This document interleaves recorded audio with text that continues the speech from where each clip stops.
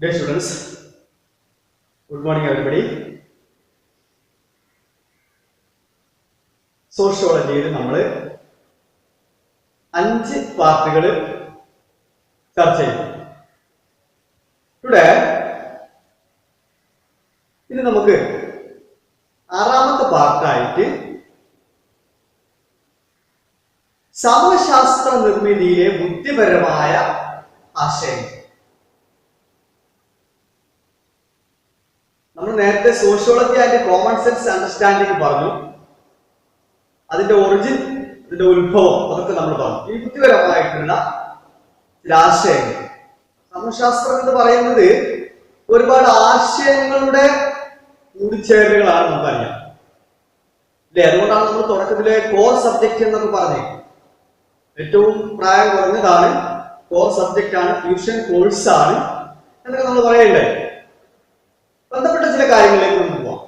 സമൂഹശാസ്ത്ര സിദ്ധാന്തങ്ങള്, സമൂഹശാസ്ത്രജ്ഞര്, അതുപോലെ നരവംശ ശാസ്ത്രജ്ഞന്മാര്, ആദ്യകാല യാത്രികര്, യാത്രാ വിവരണങ്ങള് തുടങ്ങിയവരുടെ സാമൂഹിക കണ്ടെത്തലുകളും സമൂഹത്തിൽ വിവിധ രീതിയിൽ വർഗീകരിക്കുന്നതിലേക്ക് നയിച്ചിട്ടുണ്ട് എന്നുള്ളതാണ്. സിദ്ധാന്തങ്ങൾ, ഒരുപാട് തിയറീസ് അല്ലേ, അതുപോലെ സോഷ്യോളജിസ്റ്റുകൾ അല്ലേ, അതുപോലെ തന്നെ ആന്ത്രോപോളജിസ്റ്റുകൾ, നരവംശ ശാസ്ത്രകാരന്മാർ, നരൻ അഥവാ മനുഷ്യൻ അല്ലെ, മനുഷ്യവംശങ്ങളെ കുറിച്ച് പഠിച്ച ആളുകൾ അല്ലെ, അതുപോലെ തന്നെ യാത്രാവിവരണങ്ങൾ, ട്രാവലോഗുകൾ, ഇതിൽ നിന്നൊക്കെ ഉരുത്തിരിഞ്ഞു വന്ന കാര്യങ്ങളിലൂടെ നമ്മളൊന്ന് കടന്നു ചെല്ലുമ്പോൾ അല്ലെങ്കിൽ അതൊരു ചർച്ചയ്ക്ക് വിധേയമാക്കുമ്പോൾ പല കാര്യങ്ങളും നമുക്ക് മനസ്സിലാക്കാൻ, നമുക്ക് ചില ആളുകളെയും അവരുടെ സംഭാവനയും സമൂഹശാസ്ത്രത്തിൽ ഉണ്ടാക്കിയ മാറ്റങ്ങളെ ഒന്ന് ഡിവൈഡ് ചെയ്ത് പഠിക്കാം, ഒന്ന് കാറ്റഗറൈസ് ചെയ്യാം. First one, Charles Darwin. നമുക്കറിയാം അല്ലെ, പരിണാമ സിദ്ധാന്തത്തിന്റെ ഉപജ്ഞാതാവാണ് ആര്? Charles Darwin. അദ്ദേഹത്തിന്റെ സമൂഹശാസ്ത്രത്തിലെ കണ്ടെത്തലുകളും അല്ലെങ്കിൽ അദ്ദേഹത്തിൻ്റെതായിട്ടുള്ള കാഴ്ചപ്പാടുകളും നമുക്ക് നോക്കാം. അദ്ദേഹം ആദ്യം ചെയ്തത് സമൂഹശാസ്ത്രത്തെ വർഗീകരിച്ചു, ഒരു ക്ലാസിഫിക്കേഷൻ നടത്തി എന്നുള്ളതാണ്.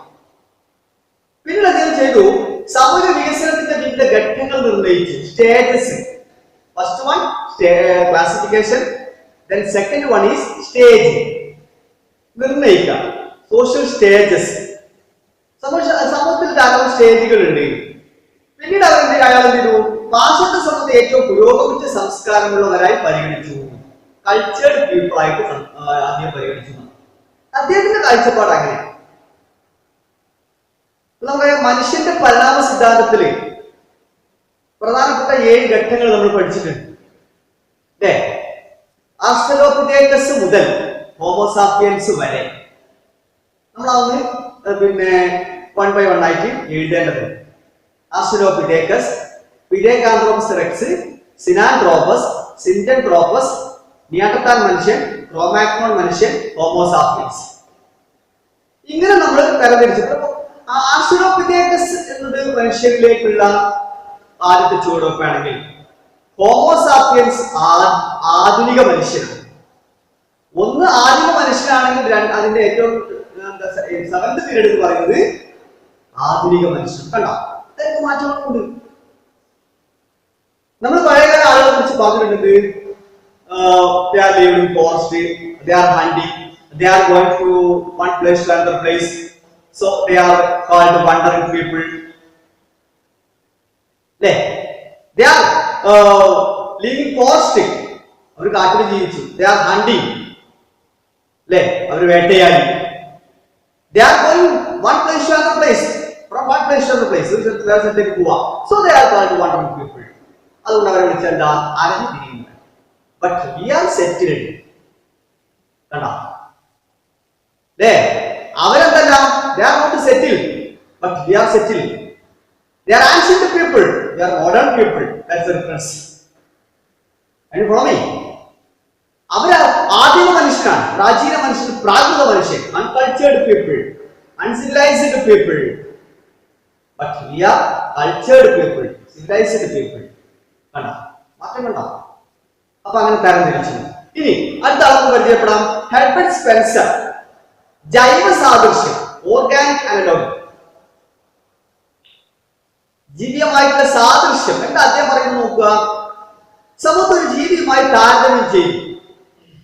ഒരു ജീവിയായിട്ട്, ഒരു ക്രിയേച്ചറുമായിട്ട്, ഒരു സൃഷ്ടിയുമായിട്ട് താരതമ്യം ചെയ്യും. സൃഷ്ടി, ഒരു ജീവി എന്ന് പറയുമ്പോൾ ആ ജീവിക്ക് ഒരുപാട് ഘട്ടങ്ങളില്ലേ?